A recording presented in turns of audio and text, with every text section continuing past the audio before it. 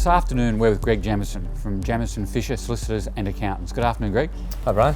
Well, our subject's about auctions and about rescission of contracts. So the scenario would be that the hammer's come down, we've sold to the highest bidder, the highest bidder's come inside and said, look, I want to change the contract, I don't have the full deposit, I want an extended settlement, and the owners decided that they'd rather sell it to the underbidder. How do you rescind that contract, or how do you tell that person we're not selling it to you and just sell it to the underbidder? Okay. Firstly, the contract hasn't been entered into at this stage. The purchaser is buying the property on the terms of the contract that was placed in the auction. So if it says 6 weeks settlement, 10% deposit, those are the conditions of sale. Now, if the purchaser then says, I'm not going to meet those, I want all of these changes, the vendor can quite rightly bind them to the contract under those current conditions. By making the auctioneer sign? By making the auctioneer sign. Right. However, the person doesn't have a deposit.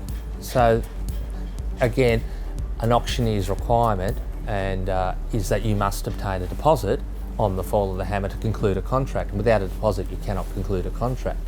So then you could then sell to the underbidder on the vendor's instructions if it had met reserve.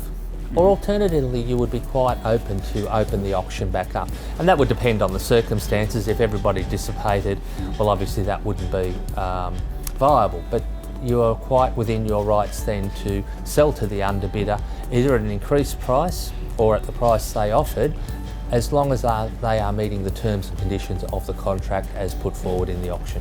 So a couple of things there. If you're the auctioneer, you'd want to get written instructions from the owner of what they want you to do. Yes. Okay. And do we have to give written notice to the highest bidder that we're not selling to them, or we just say to them, you're not meeting the requirements of the contract, we are going to sell to someone who can? As we've talked about earlier, is one of the beautiful things for the auctioneer is they have an unfettered discretion, which essentially means that the auctioneer's decision is final, and the courts time and time again have not limited auctioneers' duties and responsibilities and rights at the end of an auction. So essentially you become the sole arbitrator, and if your decision as the auctioneer is that the highest bidder, when the hammer was knocked down to them, is unable to perform the terms of the contract, then you are quite within your rights to advise them verbally and then enter into the contract with the underbidder on your vendor's instructions. Well, I think that clears that matter up very well, Greg. Thank you very much. Yeah, thanks, Brian.